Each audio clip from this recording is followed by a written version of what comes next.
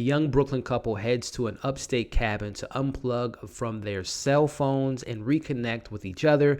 Blissfully unaware of their surroundings, they are left to their own devices as the planet falls under attack. Hey, what's going on, everybody, and welcome back to Movie Files. Elliot back again with a brand new movie review, and this time is for a film that premiered earlier this year at the Sundance Film Festival. We're talking about the comedy film Save Yourselves. Very excited to talk about it, let you all know if it's worth checking out when it comes to drive-ins and theaters, and I believe VOD October 2nd. I'm going to let you all know what I thought about it in this non-spoiler review before we dive into the details, as you all can see on the screen now. Make sure you're following me on all my other social media accounts, so that way you can stay up to date with what's going on over here at Movie Files and get some of my insight on some of the latest movie and TV news. If you're new to this channel, welcome. Definitely subscribe. Hit that notification bell so you don't miss any of my new content. Make sure to give this video a thumbs up. Helps out the channel, but I also really appreciate it. And in the comments below, let me know if you were fortunate enough to see this at the Film Festival Sundance earlier this year, or once it does come out October 2nd, let me know your pros, your cons, and your overall thoughts about this comedy film in the comments below. So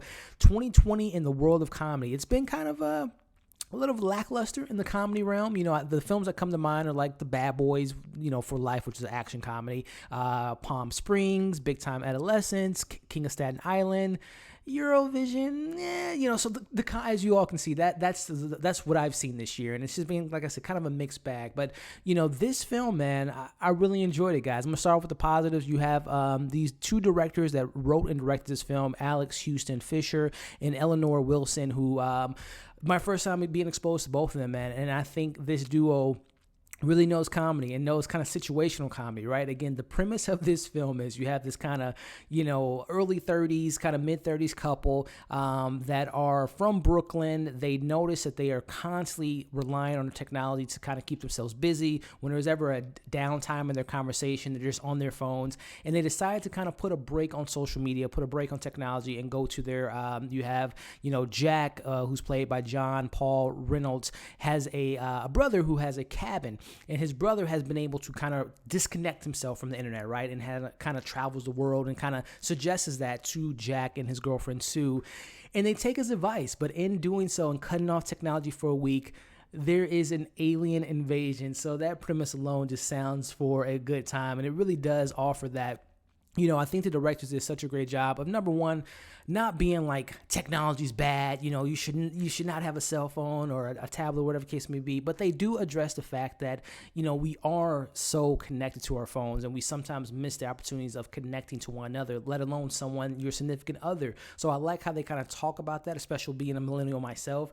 But then they also give you the flip side of that, where it's like, yeah, it is the times, right, where we get our news, we finding out about alien invasions. We see blimps in New Jersey and alien sightings. So it is that way of just finding that balance of being able to yet have your social life on your phone and entertain yourself to a certain extent, but also know how to talk to somebody and know how to express yourself when you're, not on your phone. So I kind of like the balance that the two directors and writers offered there.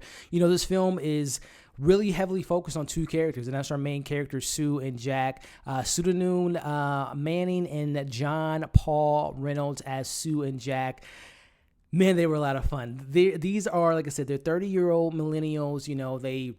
Sue is, someone who's 30 years old. She's not really content with where she's at in life. She even mentions in this film her mom had 3 kids by the time she was 30. You have Jack, who doesn't know how to fix things. He's not a handyman. So they're both at a point in their lives where they're just like, what are we doing in life, right? Why haven't we accomplished the things like Jack's brother's done or some of their other friends that they work with? So you can definitely relate to them, especially me. I just turned 30 this year, and it's just like, man, where has the time gone?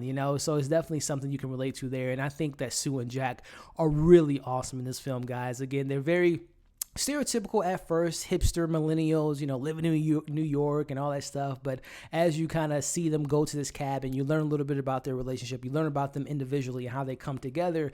It's just great banter through and through. And that's really the big thing that I took away from this film was I had such a great time. And like this type of comedy works for me where it's like subtle comedy. It's not like over the top. It's not trying to hit you every 2 seconds with a joke. It's just like I'm the type of guy that finds things funny when people say things like under their breath or when they're walking out of a room, or it's just kind of like, again, situational relatability type of humor, which is what you get in this film. And I just love the chemistry between Jack and Sue.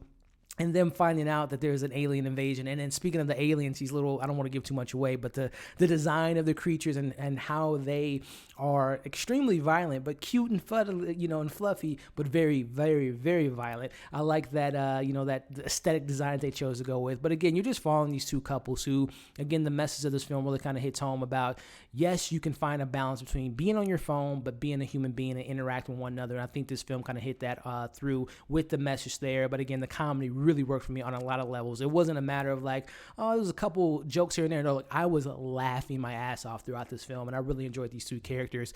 Transitioning to some of the criticisms, the first 15, 20 minutes is like I said, they're stereotypical hipster millennial, boyfriend and girlfriend, which, you kind of seen that before. They at first, their relationship between Sue and Jack almost came off more like brother and sister and kind of like best friends, other than like being like a couple. But as the film goes on, you see that love, you see their chemistry really kind of play out throughout the film. But the first 10 to 15 minutes took a while to kind of get into this universe and get used to these characters, because like I said, it was very stereotypical in the situation that was setting up.